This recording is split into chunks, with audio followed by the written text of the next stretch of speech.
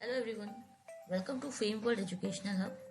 Myself Aishwarya Saxena, and today in the series of Java programming using BlueJ, we are going to start with the programming content. I hope आपने पिछले lectures देखे होंगे इस series के, और इस particular video में हम लोग जा रहे हैं प्रोग्रामिंग स्टार्ट करने.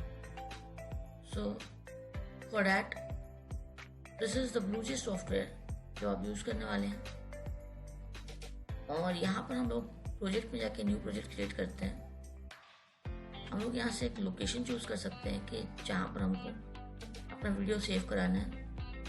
सो सपोज मैंने लोकेशन डेस्कटॉप दी है. इस लोकेशन पर या फिर हम लोग आके किसी भी ड्राइव में फोल्डर बना सकते हैं. जैसे कि मैंने अपने OS में आके इंस्टीट्यूटर में आके एक न्यू फोल्डर बना लिया. जावा यूट्यूब, आप जो नाम देना चाहें वो नाम दे सकते हैं प्रोजेक्ट को. और ये जावा यूट्यूब नाम का मैंने फोल्डर सेलेक्ट किया. और अब ये पूछ रहा है प्रोजेक्ट का क्या नाम रहेगा, तो मैंने कहा प्रोजेक्ट 1, माई प्रोजेक्ट 1, ऐसे आप दे सकते हैं कोई भी नाम, और ओके.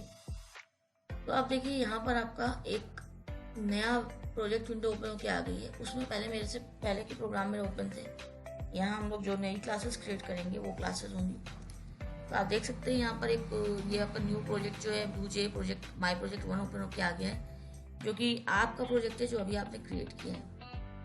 इसमें हम लोगों को जो प्रोग्राम क्रिएट करना होता है तो हम लोग सबसे पहली बात तो न्यू क्लास पर जाते हैं, क्लास का नाम देते हैं. सपोज मुझे एक एडिशन का प्रोग्राम बनाना है कि 2 नंबर का एडिशन, तो यहाँ पर मैं राइट क्लिक करके ओपन एडिटर पे आऊंगी. और ये जो कंटेंट इसमें लिखा होता है ना, ये सारा कंटेंट हमने Ctrl+A और डिलीट कर दिया. अब हम लोग इस पर न्यू प्रोग्राम बनाएंगे. हमने कहा क्लास, और मैं इसको पूरा भी एक्सप्लेन आपको करूंगी. Main string args. देखिए यहाँ पर क्या हुआ. सबसे पहले तो हमने क्लास कीवर्ड का यूज किया एक क्लास क्रिएट करने के लिए. जावा एक ऑब्जेक्ट ओरिएंटेड प्रोग्रामिंग लैंग्वेज है, तो इसमें ज़रूरी है कि हम लोगों को क्लासेस और ऑब्जेक्ट का कंसेप्ट फॉलो करना होता है. तो हमने एक क्लास क्रिएट की एडिशन नाम की. जो फाइल का नाम होगा वही क्लास का नाम होगा. हमने एडिशन नाम की क्लास क्रिएट की, और ये ब्रेसेस ओपन हुए हैं और ये ब्रेसेस क्लोज हुए हैं. इसके अंदर हमने पब्लिक स्टैटिक वॉइड मेन लिखा है. पब्लिक स्टैटिक वॉइड मेन जो होता है वो मेन फंक्शन होता है, मोस्ट इंपॉर्टेंट फंक्शन होता है किसी भी जावा के प्रोग्राम का. वॉइड मेन का मतलब ये वॉइड मेन जो है ये एक फंक्शन है, और इसमें जो पब्लिक लगा है ये जो है वो एक्सेसिबिलिटी डिसाइड करता है कि ये प्रोग्राम कहाँ कहाँ एक्सेसिबल होगा. तो पब्लिक मतलब ये थ्रू आउट हर जगह एक्सेस हो सकता है, किसी भी ड्राइव में, किसी भी फोल्डर में, किसी दूसरे प्रोग्राम में. अगर हम इस प्रोग्राम पर कोड को कॉल कराना चाहेंगे तो वहाँ पर भी हर जगह एक्सेसिबल है. हर प्रोग्राम का हमें एक ऑब्जेक्ट क्रिएट करना होता है. कोई भी जावा का प्रोग्राम हो, उस जावा के प्रोग्राम की क्लास का हमको ऑब्जेक्ट क्रिएट करना होता है उसे एक्सेस करने के लिए. लेकिन जिस प्रोग्राम में जिस क्लास के अंदर पब्लिक स्टैटिक वॉइड मेन होता है उस क्लास का ऑब्जेक्ट नहीं बनाया जाता. क्यों? क्योंकि यहाँ पर स्टैटिक होता है. और स्टैटिक का मतलब होता है कि यहाँ पर ऑब्जेक्ट ऑटोमेटिकली क्रिएट हो जाएगा. तो स्टैटिक जो होता है वो इंस्टेंशिएट करता है, वो एक ऑब्जेक्ट क्रिएट करता है. इसलिए स्टैटिक कीवर्ड होने की वजह से इस पर्टिकुलर क्लास का जो है वो ऑब्जेक्ट नहीं बनाया जाता. सपोज मुझे 2 नंबर का एडिशन करना था. मैंने लिखा int a = 3, b = 5, c = 0. उसके बाद मैंने कहा c = a + b, और system.out. यहाँ हमने मैसेज दे दिया एडिशन, और ये सी.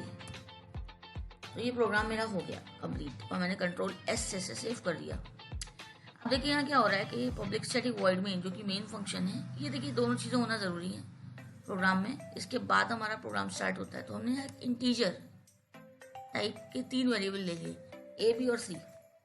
ए की वैल्यू है 3, बी की वैल्यू है 5 और सी की वैल्यू है 0।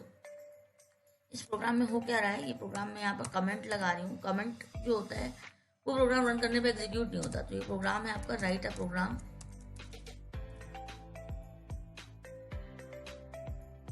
प्रिंट ऑफ 2 नंबर का एडिशन प्रिंट करने के लिए प्रोग्राम है। तो यहाँ पर एडिशन यहाँ हमने करा लिया और system dot out dot println की हेल्प से इसको प्रिंट करा लिया। ये system dot out dot println क्या है? सिस्टम एक क्लास है। जितनी भी प्री डिफाइंड क्लासेस होती हैं उनके नाम का पहला अल्फाबेट कैपिटल होता है। सिस्टम का भी पहला अल्फाबेट कैपिटल है और ये क्लास है। डॉट आउट का मतलब होता है कि ये कुछ प्रिंट करेगा, आउटपुट देगा, और ये इसका ऑब्जेक्ट होता है जिसके थ्रू, जिस क्लास के ऑब्जेक्ट के थ्रू हम लोगों ने प्रिंट एलन, या हम यहाँ पर सिर्फ प्रिंट भी लिख सकते हैं, मेथड को कॉल किया। प्रिंट का मतलब ये प्रिंट करेगा सिंपली, और अगर हम प्रिंट एलन का यूज करते हैं मतलब ये प्रिंट करने के बाद कर्सर को नेक्स्ट लाइन में पोजीशन कर देगा। यहाँ हमने क्या किया, इसके अंदर एक मैसेज दिया एडिशन डबल कोट्स में, और इस मैसेज के साथ प्लस का साइन लगाकर इस सी की वैल्यू को, सी में क्या है, एडिशन की वैल्यू है और हमें एडिशन ही प्रिंट कराना था, तो ए और बी दोनों वेरिएबल की वैल्यू ऐड हुई और राइट हैंड से लेफ्ट हैंड पर असाइन होकर सी में आ गई। को हमने यहाँ प्रिंट करा लिया। तो यहाँ क्या होगा, एडिशन मैसेज लिखेगा और उसके साथ सी जो है वो प्रिंट होकर आएगा। यहाँ प्लस का साइन इसलिए लगाया गया है क्योंकि ये एक स्ट्रिंग ये है और एक स्ट्रिंग ये है, इन दोनों स्ट्रिंग्स की वैल्यू को कॉन्कैटिनेट करा रहा है प्लस का साइन। कॉन्कैटिनेट कराने का मतलब होता है एक साथ प्रेजेंट करने के लिए, रिप्रेजेंट करने के लिए जोड़ देता है दो स्ट्रिंग्स को, और इसलिए यहाँ पर ये प्लस का साइन लगाया गया है। यहाँ एडिशन जो लिखा है इसमें डबल कोट्स हैं, लेकिन जो सी लिखा है इसमें डबल कोट्स नहीं है। ऐसा इसलिए क्योंकि एडिशन एक मैसेज है और सी एक ऐसा वेरिएबल है जिसकी वैल्यू को हम प्रिंट करा रहे हैं। अगर हम यहाँ डबल कोट लगा देंगे तो सी की वैल्यू प्रिंट नहीं होगी, सी लिख कर आ जाएगा। और अगर हमें चाहिए कि सी की वैल्यू प्रिंट हो तो हमें इसमें डबल कोट्स नहीं लगाने होते हैं। पब्लिक स्टैटिक वॉइड मेन के अंदर यहाँ स्ट्रिंग ARGS लिखा होता है। स्ट्रिंग एक क्लास है, आप देख सकते हैं। अभी मैंने बताया कि जितनी भी प्री डिफाइंड क्लासेस होती हैं उनके नाम का पहला अल्फाबेट कैपिटल होता है, तो स्ट्रिंग एक क्लास है इसलिए इसका भी नाम का पहला अल्फाबेट कैपिटल है। और ARGS की जगह आप कुछ भी लिख सकते हैं। ये एरे है, एरे होता है कलेक्शन ऑफ कैरेक्टर्स, और जावा में सारी चीज़ें बाय डिफॉल्ट स्ट्रिंग में होती हैं। और कलेक्शन ऑफ कैरेक्टर को मतलब एक साथ कई सारे कैरेक्टर मैंने रखे। सपोज मैंने लिखा हेलो, मैं यहाँ पर लिख कर दिखाती हूँ, मैंने लिखा हेलो, तो ये हेलो जो है इसमें 5 कैरेक्टर्स हैं, इसलिए ये एक स्ट्रिंग है। कलेक्शन ऑफ कैरेक्टर को स्ट्रिंग बोलते हैं। और मैं यहाँ पर कुछ भी लिख सकती थी, ज़रूरी नहीं है ARGS लिखें, आप AS लिख सकते हैं, AR लिख सकते हैं, ARG लिख सकते हैं, ARF लिख सकते हैं, ZZZ लिख सकते हैं, कुछ भी लिख सकते हैं। यहाँ ज़रूरी नहीं है आप ARGS दें, क्योंकि ये एक वेरिएबल है, एक एरे का वेरिएबल है, जो स्ट्रिंग हम बना रहे हैं उसका वेरिएबल है, इसलिए कुछ भी हो सकता है। ये प्रोग्राम मेरा कंप्लीट हो गया, मैंने इसको क्लोज किया है और यहाँ पर मैंने इसको कंपाइल कराया। कंपाइलर ने इसे कंपाइल किया और फिर मैंने पब्लिक स्टैटिक वॉइड मेन को रन कराया। तो आप यहाँ देखेंगे यहाँ पर एडिशन प्रिंट कर रहा है, एडिशन इक्वल्स टू 8। मैंने इसे क्लियर किया और मैंने इसे क्लोज कर दिया। एक बार मैं फिर आपको कोड दिखा रही हूँ, आप इन कोड्स को अपने पास नोट करते रहें। मैं एक एक दिन एक एक प्रोग्राम लेकर चलूँगी और आपको धीरे धीरे सारे कॉन्सेप्ट्स पढ़ाती चलूँगी। आई होप आपको ये वीडियो पसंद आया होगा। आप इस वीडियो को लाइक करें और अपने फ्रेंड्स के साथ शेयर करें। अगर आपको कहीं कोई कन्फ्यूज़न है तो आप कमेंट सेक्शन में अपने कन्फ्यूज़न को पोस्ट कर सकते हैं। ये एक सिस्टम डिफाइंड प्रोग्राम है, क्योंकि मैंने यहाँ पर क्या किया है, यहाँ मैंने इनिशियलाइजेशन किया है। इनिशियलाइजेशन किया है कि मैं कौन कौन सी वेरिएबल की वैल्यूज का यूज़ कर रही हूँ। जिन प्रोग्राम्स में इनिशियलाइजेशन नहीं होता, सिर्फ डिक्लेरेशन होता है, बस डिक्लेरेशन के हम कौन से वेरिएबल यूज़ कर रहे हैं, वो प्रोग्राम यूज़र डिफाइंड होते हैं।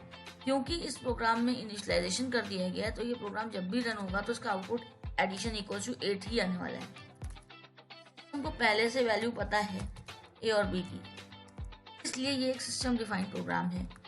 जब हम यूज़र से इनपुट लेके वैल्यूज़ को इनपुट करा सकते हैं यूज़र से, उस कंडीशन में वो एक प्रोग्राम यूज़र डिफाइंड प्रोग्राम होता है। हम हर बार अलग अलग वैल्यूज़ पे वर्क कर सकते हैं।